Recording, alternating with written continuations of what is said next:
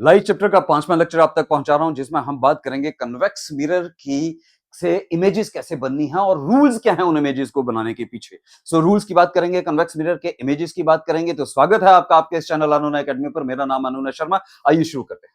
Convex mirror के लिए हमें सबसे पहले तो देखो, ये रहे हमारे रूल्स। हमें करना क्या है, यहाँ साथ में समझाता हूं। यहाँ हमने एक बना लिया ये कन्वेक्स मिरर। इसको आप यहां से कर लीजिए पॉलिश। ये पॉलिश करना जरूरी है। इसका नाम रखना भी जरूरी है, तो इसका नाम भी रख देते हैं।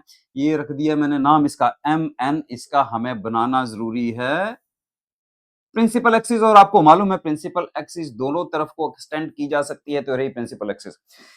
ये रहा इसका पोल, ये रहा इसका फोकस, और ये रहा इसका सेंटर ऑफ कर्वेचर। ध्यान में ये रखना, पोल और फोकस के बीच की दूरी हमेशा फोकस और सेंटर ऑफ कर्वेचर के बीच की दूरी के बराबर होगी। तो इसको स्केल से नाप के बनाना है। मैं पिछली क्लास में भी आपको ये बता चुका हूं। पहला नियम ये कहता है कि जो भी रेज प्रिंसिपल एक्सिस के पैरेलल आएंगी, तो यहां से रे बना लेते हैं। ये गई प्रिंसिपल एक्सिस के पैरेलल रे, इसने इधर हिट किया, ये रिफ्लेक्ट करेगी। जब ये रिफ्लेक्ट करेगी तो ऐसा लगेगा कि reflected ray is passing through the focus, appears to pass through the focus.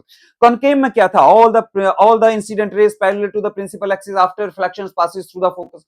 Convex में क्या हो जाएगा, all the incident rays parallel to the principal axis after reflection appears to pass through the focus। appears to pass through the focus का मतलब है जब ये reflect करेगी, तो इस ढंग से पहले ये बना लेना आपने। इस ढंग से रिफ्लेक्ट करेगी, ऐसे लगेगा ये फोकस से जा रही है, तो फोकस वाली तो पहले बना लो। इसी को आप इस ढंग से एक्सटेंड कर दो। ये रही हमारी रिफ्लेक्टेड रे, ये रही हमारी रिफ्लेक्टेड रे, ये रही हमारी इंसिडेंट रे। अब ये इंसिडेंट रे जो पैरेलल थी, इस ढंग से रिफ्लेक्ट की कि जब ये रिफ्लेक्ट की तो ऐसा लगा reflected ray is coming from the focus. ये बात समझ में आई। एक और बना लेते हैं। लेटर से ये एक बना दूं मैं प्रिंसिपल एक्सिस के पैरेलल रे। ये भी जब रिफ्लेक्ट करेगी तो ऐसा लगेगा कि फोकस से आ रही है, तो ये वाली रिफ्लेक्टेड रे पहले ड्रॉ कर लेना, पहले याद कर लेना, और फिर इसी को आगे आप एक्सटेंड कर देना, एरो लगा देना, ऐसे। इतनी बात समझ पाई। तो जितनी भी इंसिडेंट रेज जो पैरेलल होगी प्रिंसिपल एक्सिस के, they appear to pass through the focus, they are not actually passing through the focus. Focus से एक्चुअली पास नहीं कर रही हैं, क्योंकि ये तो यहीं से रिफ्लेक्ट होगी, तो फोकस से पास कैसे करेगी। लेकिन ऐसा लग रहा है जब हम इस रिफ्लेक्टेड रे को देखेंगे तो ऐसा लगेगा कि फोकस से आ रही है। इतनी बात समझ पाई। तो ये रहा नियम कानून नंबर 1। चलते हैं आगे और दूसरे नियम को समझते हैं। कॉपी पेन निकाल लीजिए, और जब तक मैं आपके साथ दूसरा नियम यहां शेयर करूं, आप फटाफट एक डायग्राम बना लीजिए कन्वेक्स मिरर की। ऑलराइट, डायग्राम बना लेते हैं कन्वेक्स मिरर की। लेटेस्ट से ये एक कन्वेक्स मिरर। अगेन पॉलिश कर दिखाना बहुत जरूरी है। ये रहा इसका पॉलिश, और नाम रखना भी बहुत जरूरी है, तो नाम भी रख देते हैं। ये रहा इसका नाम MN बना लीजिए। इसका प्रिंसिपल एक्सिस रहा ये। प्रिंसिपल एक्सिस को जैसे मैंने आपको कहा दोनों तरफ एक्सटेंड करना है, तो ये आपने कर दिया प्रिंसिपल एक्सिस को दोनों तरफ एक्सटेंड। नामकरण कर लो इसका भाई, नामकरण कर लेते हैं। ये रहा इसका पोल, रेटस से ये फोकस है, और ठीक इसी के बराबर यहां पे आ गया सेंटर ऑफ कर्वेचर। नियम कानून नंबर 2 ये कहता है कि कोई भी इंसिडेंट रे जो इस ढंग से पास करे कि ऐसा लगे जो वो फोकस से जा रही है। ध्यान देना, पहले का उल्टा है। इस ढंग से पास हो कि ऐसा लगे कि लेटर से वो फोकस से जा रही है। लेटर से ये एक इंसिडेंट रे यहां पहुंची, इसको अगर मैं एक्सटेंड करूं तो मुझे ऐसा लगे कि ये फोकस से पास हो रही है। देखो हो रही है ना फोकस से पास।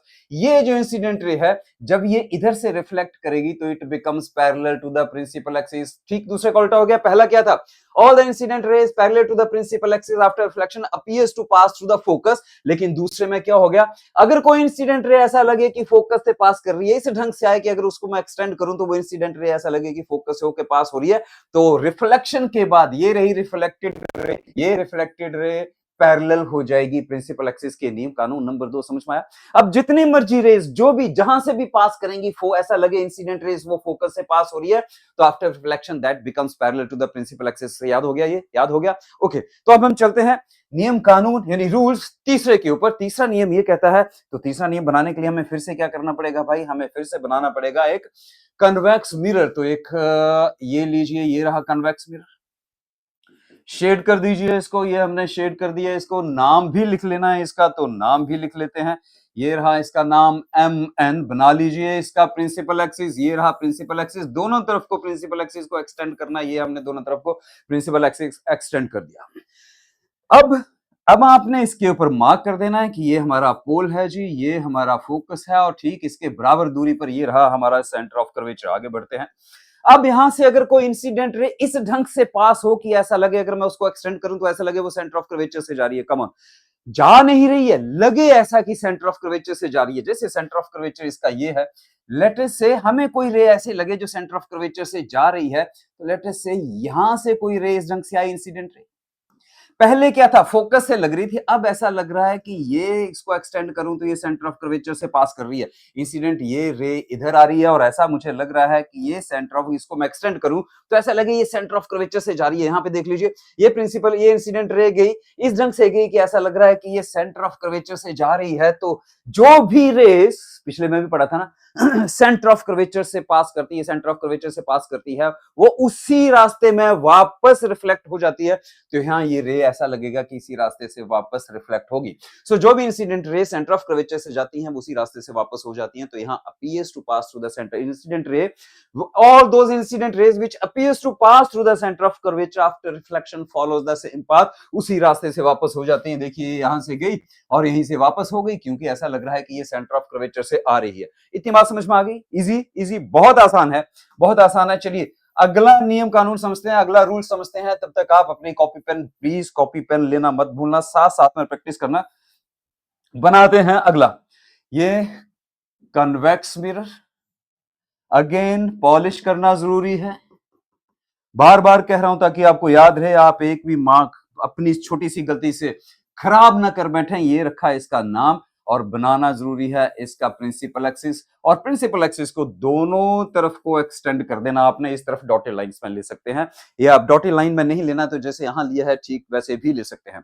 मार्क कर देते हैं इसकी बाकी की चीजें, क्या क्या मार्क करना है। यहां करना है पोल, यहां करना है फोकस, और ये रहा इसका सेंटर ऑफ कर्वेचर। फिर से याद करवा रहा हूं, ध्यान क्या रखना है, पोल और फोकस के बीच की दूरी बराबर होनी चाहिए, फोकस और सेंटर ऑफ कर्वेचर के बीच की दूरी को। अब हम बात कर रहे हैं कि अगर कोई कोई इंसिडेंट रे इस ढंग से गिरे कि वो पोल के ऊपर गिरे किसी एंगल से, लेटर से ये एक इंसिडेंट रे गिरी, यहां गिरी पोल के ऊपर, ये रहा इंसिडेंट। अब ये जो इंसिडेंट रे है और ये जो सेंटर ऑफ कर्वेचर से प्रिंसिपल एक्सिस क्या है, जो पोल और सेंटर ऑफ कर्वेचर से पास करती है, तो ये एक नॉर्मल भी हो गया, तो एंगल ऑफ इंसिडेंस तो हो गया ये। अब ये रिफ्लेक्ट करेगी, जब ये रिफ्लेक्ट करेगी तो यहीं से रिफ्लेक्ट करेगी और ये एंगल बनाएगी इधर R, such that angle I is equal to angle R, such that angle I is equal to angle R, ऐसे ये होगा। ये नियम आपको समझ में आ गए, क्लियर हो गया ये। अब आप कहेंगे सर इसका थोड़ा सा स्क्रीनशॉट लेने के लिए भी दे दो, तो ये रहा आपके लिए स्क्रीनशॉट।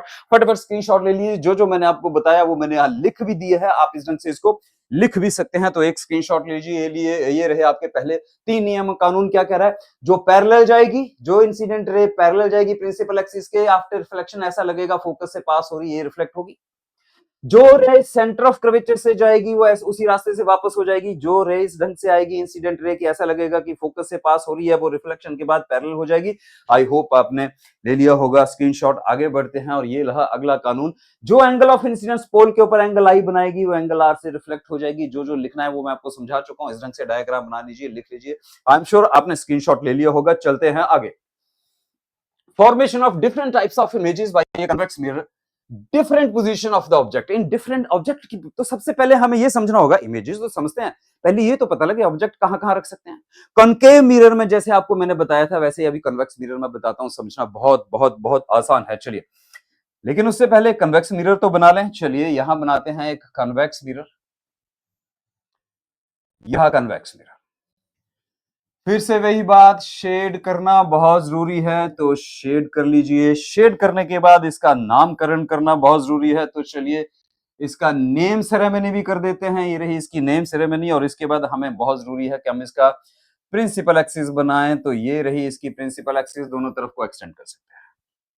क्लियर है यहां तक? ओके, अब इसको मार्क कर देते हैं जो जो पॉइंट्स इसमें है। पहला पॉइंट क्या है, ये रहा पोल, ये रहा फोकस, और ये रहा सेंटर ऑफ कर्वेचर। यहां तक ठीक है। अब ध्यान देना, बड़े ध्यान से सुनना, बड़े आराम से सुनना, जिंदगी में कभी भूलोगे नहीं अगर इस ढंग से आराम से सुन लिया। ऑब्जेक्ट हमेशा लेफ्ट हैंड साइड में रखना। किधर रखना है? रिफ्लेक्टिंग सरफेस की तरफ। रिफ्लेक्टिंग सरफेस तो इसका ये है, तो ऑब्जेक्ट इसी तरफ ही तो रखा जाएगा।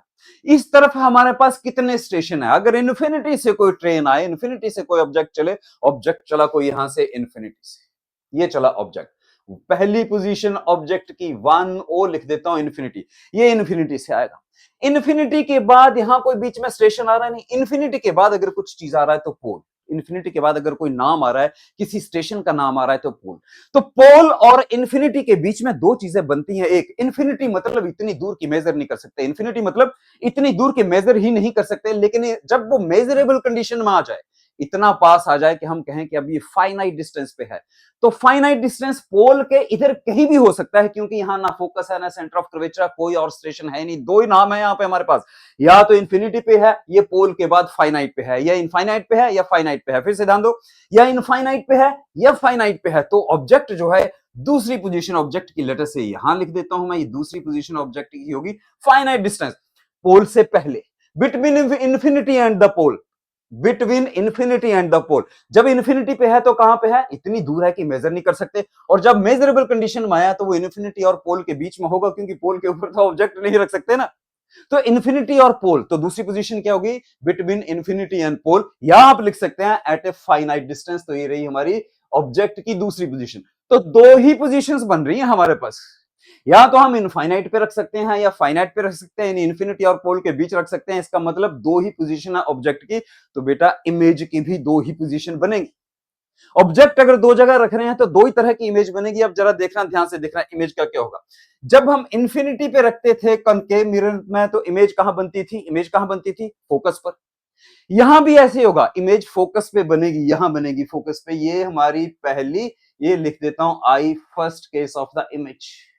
ये बात समझ में आया, O for object, I for image. यहां ऐसा लगेगा कि जो ऑब्जेक्ट है वो इन्फिनिटी पे बना है, और हमने क्या कहा था कि जैसे जैसे जैसे जैसे ये ऑब्जेक्ट मिरर की तरफ जाएगा, जैसे जैसे ये ऑब्जेक्ट रिफ्लेक्टिंग सरफेस की तरफ जाएगा, तो इधर से इमेज भी, इस केस में इमेज इस तरफ को आएगी, वापस आएगी पोल की तरफ, और तो दूसरी पोजीशन बनेगी समवेयर हियर, दूसरी पोजीशन ऑफ द इमेज बनेगी बिटवीन पोल एंड फोकस। याद रह जाएगा, अगर इन्फिनिटी पे है ऑब्जेक्ट तो इमेज बनी फोकस पे, क्योंकि इन्फिनिटी से जितनी भी रेज आती हैं वो कैसी आती हैं, they are taken as parallel to the principal axis. Parallel होंगी तो then they appear to pass through the focus, तो इमेज तो फोकस पे ही बनेगी।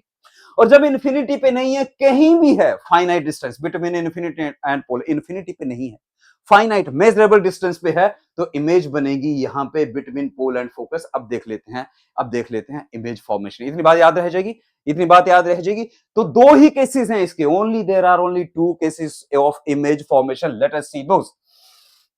पहली चीज, when the object is at infinity, तो आओ मेरे साथ बनाओ, बनाना जरूरी है बेटा, बनाओगे, प्रैक्टिस करोगे, तभी एग्जाम में वन टाइम में अच्छे से बना पाओगे। सो बना लेते हैं जी, यहां पे बना लेते हैं एक मिरर। शेड करना जरूर दिखाना है, नामकरण जरूर करना है, बार बार इस चीज को रिपीट कर रहा हूं ताकि आपको याद हो जाए। ये नामकरण कर दिया, और अब बना दो इसकी आप प्रिंसिपल एक्सिस। सो ये रही इसकी प्रिंसिपल एक्सिस। नाम रख दो, जो जो चीजों का नाम रखना है वो भी आपको मालूम है। ये पोल है, ये फोकस है, और ये सेंटर ऑफ कर्वेचर है। When the object is at infinity, यानी ऑब्जेक्ट कहीं बहुत दूर है, लेटर से दूर ले लेते हैं, इन्फिनिटी पर ऑब्जेक्ट, ऑब्जेक्ट यहां पे है इन्फिनिटी पर, बहुत दूर है, प्रिंसिपल एक्सिस से बाहर है, इनफाइनाइट डिस्टेंस पे है। तो जब भी ऑब्जेक्ट इन्फिनिटी पे होता है, तो इस ढंग से हम इस मिरर को एडजस्ट करते हैं कि all the rays coming from the infinity are parallel to the principal axis. पहली चीज, जितनी भी रेज इन्फिनिटी से आती हैं, इनफाइनाइट डिस्टेंस से आती हैं, वो एक दूसरे के पैरेलल आती है, ऐसा लिया जाता है। दूसरी चीज, इस मिरर को इस ढंग से एडजस्ट करते हैं कि वो इन्फिनिटी से जो रेज आ रही है वो प्रिंसिपल एक्सिस के पैरेलल हो जाए। तो पहली रे ले लेते हैं प्रिंसिपल एक्सिस के पैरेलल। चलिए, मैंने ये इधर से जब आपने चलना है, इन्फिनिटी से जब आपने चलना है, तो यहाँ पे पहले डॉटेड डॉटेड लाइन बनानी है, फिर आपने स्ट्रेट लाइन बनानी है। ये रही आपकी इंसिडेंट रे, ये रही इंसिडेंट रे। फाइन। अब ये इंसिडेंट रे, हमने क्या नियम पढ़ा था कि जो भी इंसिडेंट रे प्रिंसिपल एक्सिस के पैरेलल होगी, वो ऐसा लगेगा रिफ्लेक्ट होके फोकस से पास, रिफ्लेक्ट होके फोकस से पास कर रही है। तो बनाना कैसे डायग्राम, ये करना, सीधी पहले रिफ्लेक्टेड रे मत बनाना, रिफ्लेक्टेड रे सीधी मत बनाना। हमें मालूम है यहां से ये रे इस ढंग से रिफ्लेक्ट होगी, लेकिन इस ढंग से ऐसा लगेगा फोकस से पास कर रही है। तो पहले आप इन दो पॉइंट को स्केल से जोड़ लीजिएगा, ऐसे डॉटेड लाइन से जोड़ लीजिएगा कि ऐसा लगे, ताकि गलती ना हो, ऐसा लगेगा कि ये रे इधर से इधर से। अब इसी रे को आपने स्केल से बिल्कुल स्ट्रेट ऐसे एक्सटेंड कर देना। तो ये रही हमारी रिफ्लेक्टेड रे, हो गया, बन गया, आ गया पहला पहला सिद्धांत जो हमने पढ़ा था, पहला नियम जो हमने पढ़ा था, all the incident rays parallel to the principal axis after refraction appears to pass through the focus, ये फोकस से पास होते हुए दिख रही है। ये बात समझ पा गई, स्टेट बताना इसको स्केल लेके, ये रही रिफ्लेक्टेड रे, लेकिन ऐसा लग रहा है ये फोकस से आ रही है। एक और इंसिडेंट रे ले लेते हैं, हमें कम से कम 2 रेज तो चाहिए ना इमेज बनाने के लिए, तो यहां से एक और रे ले लेते हैं, लेटर से ये पहले डॉटेड, फिर हमने ये स्टेट ली। अब ये भी इस ढंग से रिफ्लेक्ट कर रही हैं कि यहां से ये, लेकिन ये रिफ्लेक्टेड रे ऐसा अपीयर हो कि पासिंग थ्रू द फोकस। सो मैं फिर से कह दूं, पहले आपने रिफ्लेक्टेड रेज बनाई, ये फोकस और इसकी रे बनानी है, इसी को आगे खींच लेना है, तो आपकी बिल्कुल स्ट्रेट लाइन में चीजें आएंगी जब आप स्केल लगा के इसको बनाएंगे। और इमेज क्या होती है? पॉइंट, इधर ध्यान, point where all the incident rays after reflection actually meet or appears to meet is known as the image. So यहाँ actually meet कर रही है, appears to meet हो रहा है, यहाँ पे हो रहा है appears to meet, यहाँ पे पीवा actually तो ये डाइवर्ट होगी, उधर रिफ्लेक्टेड होगी, लेकिन ऐसा लग रहा है कि रिफ्लेक्टेड रे इधर से इधर इधर मिल रही है। So image is formed at the focus. इतनी बात समझ में आ गई? जब ये छोटे से पॉइंट में इमेज बन रही है तो जाहिर सी बात है बहुत छोटी होगी, हाईली डिमिनिश्ड पॉइंट साइज। और ये इमेज वर्चुअल है। क्यों वर्चुअल है? क्योंकि एक्चुअली में रेज नहीं मिल रही है। वर्चुअल इमेज क्या होती है? The image, the point eight which all the incident rays after reflection appears to meet is known as the virtual image। तो यहां appears to meet हो रहा है, पिछला लेक्चर फिर से देख लेना अगर भूल गए हो इमेजेस का। appears to meet तो ये वर्चुअल इमेज भी होगी, ये इमेज सीधी भी होगी, इरेक्ट भी होगी। अगर इसको मैं एक्सपैंड करके देखूं, जूम करके देखूं, तो ये मुझे इरेक्ट भी दिखेगी। सो ये रहा पहला केस। इतनी बात समझ में आई? लिखना कैसे है? ये री डायग्राम, एक रे गई, दूसरी गई, तीसरी भी ले सकते हैं। अगर कोई रे, ये भी समझ लेते हैं, चलो कोई रे यहीं से पास हो गई, यहीं से सीधी प्रिंसिपल एक्सिस के ऊपर से जा रही है, ये गई। जो भी रे प्रिंसिपल एक्सिस से जाएगी वो सेंटर ऑफ कर्वेचर को मीट करेगी। और आपको मालूम है, आपने तीसरा नियम पढ़ा हुआ कि जो भी रे सेंटर ऑफ कर्वेचर से पास होती है, ऐसा लगा पास हो रही है, वो उसी रास्ते से वापस हो जाती है, तो ये रे इसी रास्ते से वापस भी आ जाएगी। ये हमने यहां दिखा दिया। और ये रही आपकी बाकी की रे, सीधा फोकस पे मिला। अब लिखना कैसे है? पहले तो ये इस ढंग से इमेज बनानी है, या फोटो खींच सकते हो, यहां से भी समझ सकते हो। फिर लिखना है when the object is at infinity image is found at the focus F behind the mirror. Image कहां बन रही है? मिरर के पीछे, रिफ्लेक्टिंग सरफेस के पीछे, रिफ्लेक्टिंग सरफेस के पीछे इमेज बन रही है। So image is found at the focus F behind the mirror, पहली चीज होगी। ये है उसकी नेचर, ये है उसकी properties of image. Virtual and erect है। वर्चुअल क्यों है मैं आपको बता चुका, इरेक्ट भी है। Highly diminished point size, much smaller than the object. Highly diminished point size होगी तो मच स्मॉलर तो होगी, तो क्योंकि एक ही जगह छोटे से पॉइंट फोकस के ऊपर मिल रही है, तो यही पे इमेज बनेगी, हाईली डिमिनिश्ड पॉइंट साइज। ये चीज समझ में आई? आई एम श्योर समझ में आ गई होगी। आपने स्क्रीनशॉट लेना, तो मैं थोड़ा इधर हो जाता हूं, आप स्क्रीनशॉट ले लीजिए।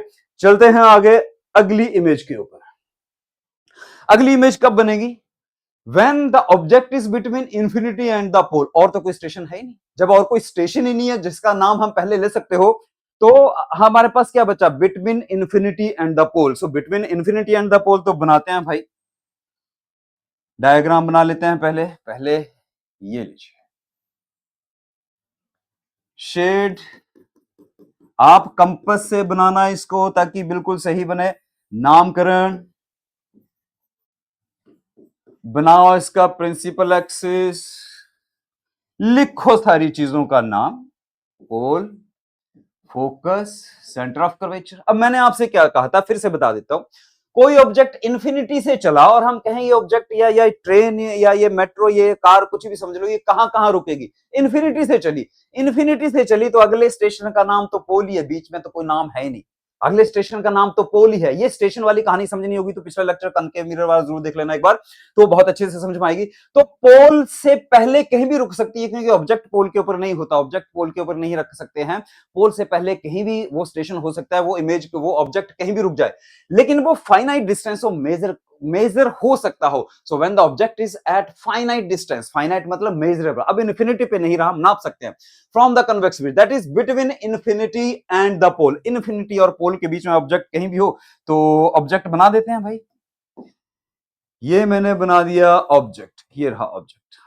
इसका नाम जरूर लिखना है ऑब्जेक्ट का, ये नाम लिख दिया ए बी। आप इधर ए इधर बी लिख सकते हैं, एक्स वाई लिख दो, एक्स वाई तो ना लिखना, ए बी लिख दो, पी क्यू लिख दो, एम एन, जो एम एन तो हमने मिरर का नाम दे दिया, जो भी आपको अच्छा लगता है लिख दो, लेकिन एक ही चीज के ऊपर स्टिक रहना, ए बी ही लिख दो। अब लगाते हैं इसके ऊपर सारे के सारे रूल्स। पहला रूल हम ये लगाएंगे कि जब हमारी कोई इधर से कोई रे गई, ये गई सीधी, अब ये रह गई प्रिंसिपल एक्सिस के पैरेलल, दिख रही है ना, ये रह गई प्रिंसिपल एक्सिस के पैरेलल। हमें मालूम है प्रिंसिपल एक्सिस के पैरेलल जो भी रे जाती है वो ऐसा लगता है फोकस से होकर गुजर रही है, आफ्टर रिफ्लेक्शन ऐसा लगता है फोकस से होकर गुजर रही है।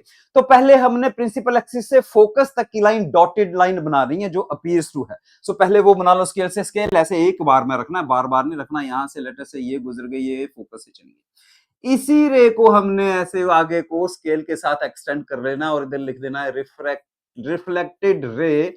ये हो गई इंसिडेंट रे और ये पैरेलल है प्रिंसिपल एक्सिस के, ऐसा लग रहा है जैसे फोकस है। स्केल से बनाना ताकि सीधी आए, स्केल से बनाना ताकि सीधी आए। इतनी बात समझ में आ गई। दूसरी रे कोई भी ले सकते हैं बेटा, दूसरी रे ऐसा ले सकते हैं, यहां से फोकस से होके पास हो रही है तो फिर हमें दो रे और ट्रेस करनी पड़ती हैं, तो उससे भी बन जाएगा। या आप ले सकते हैं यहां से कोई रे निकली जो सेंटर ऑफ कर्वेचर से पास हो रही है, और जो भी रे सेंटर ऑफ कर्वेचर से पास होती है वो उसी रास्ते से वापस आ जाती है। ये आसान वाला तरीका दे रहा हूं, आसान वाला। तो आपने क्या करना है, स्केल को रखना है ऐसे, सेंटर ऑफ कर्वेचर के साथ इसको मिला देना है और फिर सीधी लाइन खींच देनी है। चलिए खींचते हैं, यहां से बनानी है आपने ऐसे, इसके बाद आपने बनानी है डॉटेड लाइन। ये जो रे इधर से जाएगी वो यहीं से वापस आएगी, जो सेंटर ऑफ कर्वेचर से जाएगी वो सेंटर ऑफ कर्वेचर से ही वापस आएगी। इधर ध्यान, जो सेंटर ऑफ कर्वेचर से इंसिडेंट रे जाएगी, या ऐसा लगेगा incident ray centre of curvature से जा रही है, उसी रास्ते से वापस आएगी, तो इसी रास्ते से वापस होगी। अब ये दोनों रेज देखो इधर मिल रही हैं, ध्यान दो इधर, ध्यान दो, ये दोनों रेज मिल रही हैं इधर, ये है मीटिंग पॉइंट। यहां बना दो ये इमेज, ये लगा दो इसकी खोपड़ी का एरो, और इधर ए लिखा है तो यहां लिख दो ए डैश, इधर बी है तो यहां लिख दो बी डैश, ये बन गई A dash B dash image. कहां बनी, between pole and the focus image. कहां बनी, between pole and the focus image. कहां बनी, between pole and the focus. अब इसकी कैरेक्टरिस्टिक्स देखो, पॉइंट साइज तो है नहीं, लेकिन देखने से लग रहा है ऑब्जेक्ट से छोटी है, ऑब्जेक्ट से छोटी है। तो देखो पहली बात तो होगी वर्चुअल, ये when the object is at a finite distance और when the object is between infinity and the pole, image is found between pole and focus, between pole and focus.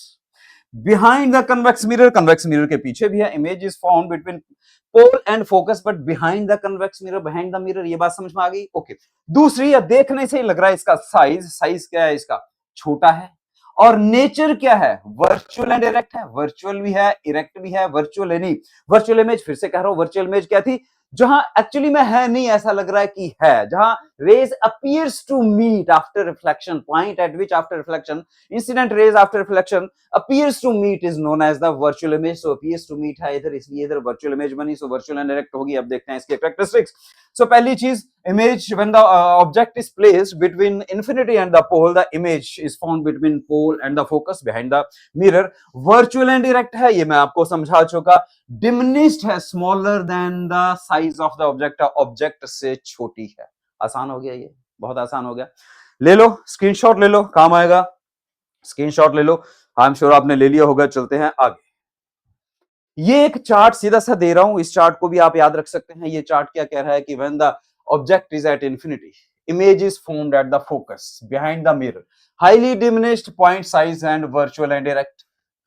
when the object is between infinity and the pole, image is found between pole and the focus, diminished, virtual and direct। so अब दिमाग में क्या चीज रखनी है, convex mirror दो ही तरह की इमेजेस बनाता है और दोनों ही वर्चुअल एंड डायरेक्ट हैं, दोनों ही वर्चुअल एंड डायरेक्ट हैं। एक, दोनों ही ऑब्जेक्ट से छोटी हैं। दो दो चीजें हमेशा याद रखना, ये आपको काम आए, बहुत काम आएगा। पहली चीज, कन्वेक्स मिरर हमेशा वर्चुअल एंड डायरेक्ट इमेजेस बनाता है और साइज ऑफ द इमेज हमेशा ही ऑब्जेक्ट से छोटी बनाएगा, हमेशा ही ऑब्जेक्ट से छोटी बनाएगा। चलिए आगे बढ़ते हैं और देखते हैं uses of convex mirror. Convex mirror की डायग्राम्स तो पढ़ ली, इमेज फॉर्मेशन भी पढ़ ली। इन इमेज फॉर्मेशन से पता लगता है कि यूजेस क्या हैं और क्यों हैं, वो समझते हैं।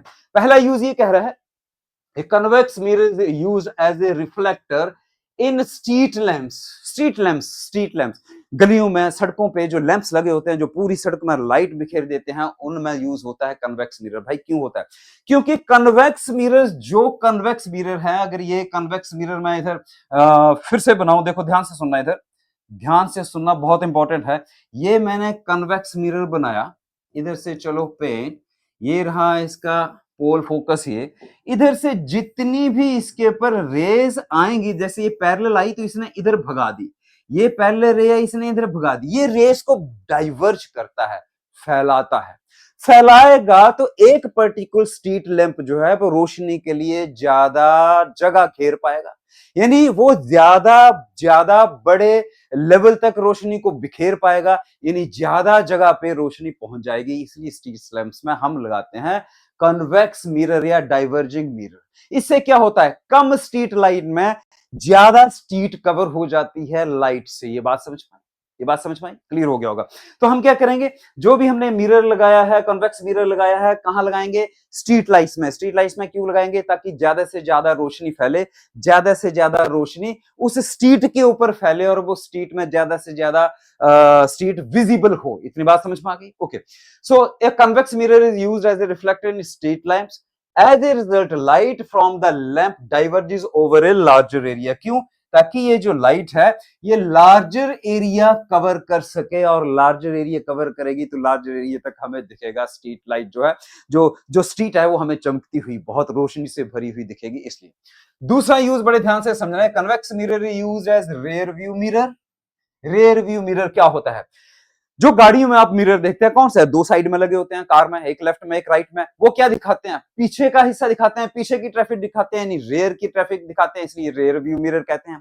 ड्राइवर के सामने ऊपर भी एक छोटा सा मिरर लगा होता है, वो भी पीछे के बारे में बताता है, वो भी रेयर व्यू मिरर है। ये रहे आपके रेयर व्यू मिरर, जो रेयर का व्यू दें, जो पीछे का व्यू दें, रेयर व्यू मिरर।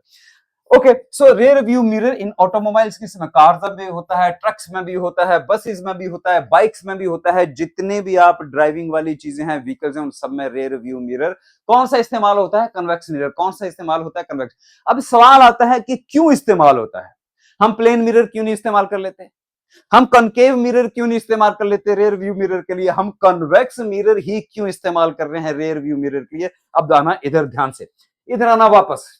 मैंने आपसे कहा था कि रेयर व्यू मिरर हमेशा वर्चुअल एंड इरेक्ट इमेज बनाता है, तो पहली चीज ये वर्चुअल एंड इरेक्ट, हमें इरेक्ट इमेज चाहिए, इरेक्ट इमेज चाहिए। ध्यान दो, आप जो रेयर व्यू मिरर में पिछले की ट्रैफिक देख रहे हैं, और आपने अगर इधर कनकेव मिरर लगा रखा है और बाय कनकेव मिरर बनाना है रियल एंड इन्वर्टेड इमेज, तो पीछे की गाड़ियां आपको दिखेंगी उल्टी। और जब पीछे की गाड़ियां आपको उल्टी दिखेंगी, आप घबरा जाएंगे, लगता है एक्सीडेंट हो गया, सारी गाड़ियां पलट गई, हुआ क्या। आप भी एकदम से ब्रेक लगाएंगे और काम तमाम। ठीक होगी बात ये। सो ये चीजें सीधी दिखे, जैसी गाड़ी पीछे है वैसी ही दिखे, इरेक्ट दिखे, इसलिए पहली चीज।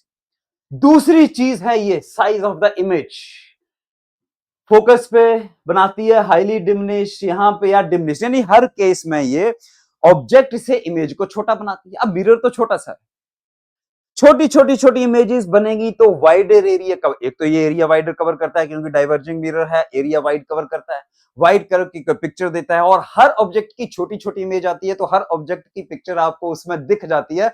तो पूरे रोड पे जो भी गाड़ियां चल रही हैं, उन सब गाड़ियों की फोटो, उन सब गाड़ियों की पिक्चर आपको उस रेयर व्यू मिरर में दिखेगी, इसलिए इसको ऑटोमोबाइल्स में as a rear view mirror use होता है।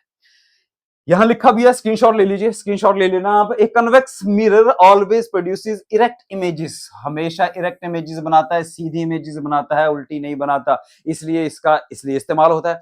दूसरी चीज, the size of the image found by A convex mirror is highly diminished, बहुत छोटी इमेज बनाता है, बहुत छोटी इमेज बनाता है ऑब्जेक्ट से। इससे क्या होगा, due to which it covers a wide field of view, जिससे बड़ा, जिसकी वजह से पीछे का बहुत बड़ा एंगल हमें दिखा पाता है, वाइड व्यू दिखा पाता है, which enables the driver to view much larger area of the traffic behind him, जो पीछे का एरिया ज्यादा दिखा देता है। That would be possible with a plane mirror, लेकिन अगर हम प्लेन मिरर के कंपैरिजन में ये ज्यादा एरिया दिखाएगा। अगर हम वहां पे प्लेन मिरर लगाएं तो होगा क्या, प्लेन मिरर का याद करो, प्लेन मिरर जितना साइज ऑब्जेक्ट का होता है उतनी इमेज बनाता है। तो पीछे अगर दो ऑब्जेक्ट से ही उसका पूरा शीशा भर गया तो बाकियों की इमेज नहीं बना पाएगा, बाकियों की फोटो नहीं दिखेगी, क्योंकि वो बराबर साइज की बनाता है। वर्चुअल तो वो भी बनाता है, वर्चुअल तो वो भी बनाता है, लेकिन इरेक्ट भी बनाता है, इरेक्ट भी बना रहा है, लेकिन साइज इतना है कि वाइड एरिया कवर नहीं कर पाता। समझ में आया।